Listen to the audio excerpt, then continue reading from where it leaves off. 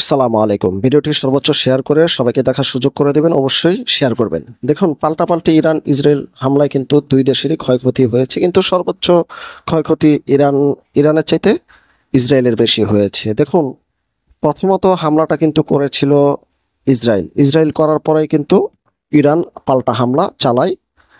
তো ইসরায়েল যখন প্রথম হামলাটা চালায় তখন কিন্তু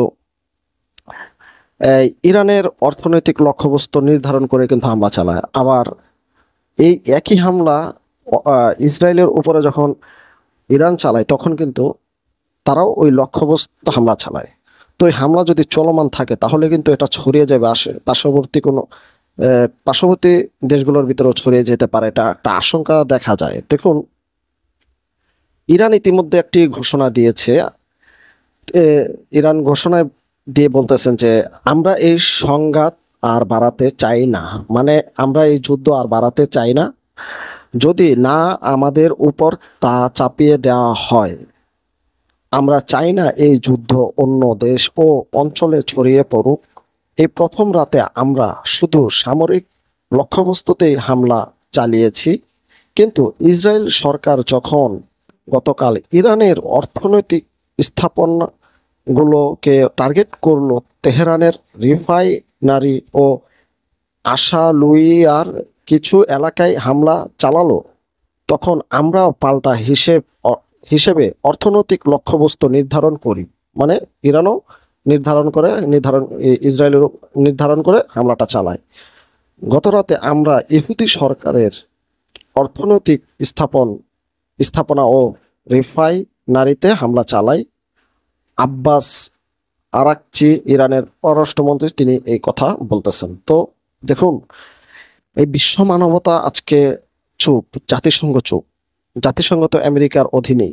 তো জাতিসংঘের আইন এখন দেশের জনগণ বিশ্বাস, এই সকল দেশের জনগণ বিশ্বাস করে না। জাতিসংঘ মানবাধিকার সংগঠনগুলো বসে আছে, তারা কি কিছু করতে পারতেছে? এই যুদ্ধ থামাতে পারতেছে? ইউক্রেন রাশিয়ার যুদ্ধ তো থামাতে পারেনি, তাহলে ইসরায়েল তারপর ইরান যুদ্ধ কিভাবে থামাবে? দেখুন, এই যুদ্ধ চলমান থাকলে কিন্তু অবশ্যই এটা ছড়িয়ে যাওয়ার সম্ভাবনা, এবং কি এটা তৃতীয় বিশ্বযুদ্ধের দিকে যাওয়ার লক্ষণ দেখা দিয়েছে। এটা তৃতীয় বিশ্বযুদ্ধ কখন শুরু হয়ে যাবে এটা বলা যায় না। ইসরায়েল যদি আমেরিকাকে নিয়ে যদি ইরানের উপরে যৌথভাবে হামলা চালায়, তাহলে কি ইরান ছেড়ে দেবে? ইরানের পাশে এখন নতুন করে যোগ হয়েছে পাকিস্তান, তারপর হয়েছে কাতার, এরপর হয়তোবা আমাদের বাংলাদেশ গেলে যেতেও পারে। বাংলাদেশের তো আর সামরিক কোনো ওই শক্তি নেই যে ইরানের পাশে খারাবে। হ্যাঁ, হয়তোবা কথা দিয়ে বা যে কোনো রাজনৈতিক কূটকৌশলের মাধ্যমে হয়তোবা বাংলাদেশ খারাবে। এবং কি ইরানের পাশে এখন আমাদের উচিত, সকল 58টি মুসলিম কান্ট্রির উচিত যে ইরানের পাশে গিয়ে দাঁড়ানো, ইরানকে সাহায্য সহযোগিতা করা। তা না হলে দেখুন, আজকে ইরানকে ধরেছে, কালকে মধ্যপ্রাচ্যের ভিতরে আরেকটি দেশ ধরবে, হয়তোবা পাকিস্তানকে।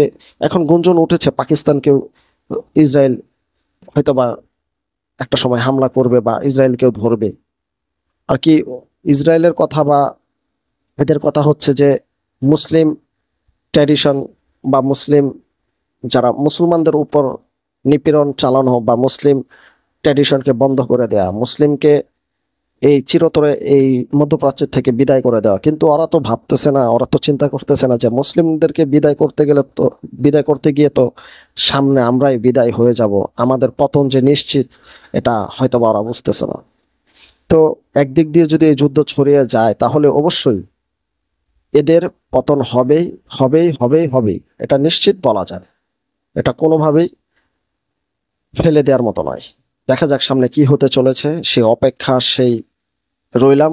এদের পতন দেখে যেন আল্লাহ তাআলা মানুষের মনে প্রশান্তি জাগায়, এদের পতন যেন মানুষ দেখতে পায়। অবশ্যই ভিডিওটি শেয়ার করে দেবেন। সবাই ভালো থাকবেন, সুস্থ থাকবেন। আল্লাহ হাফেজ।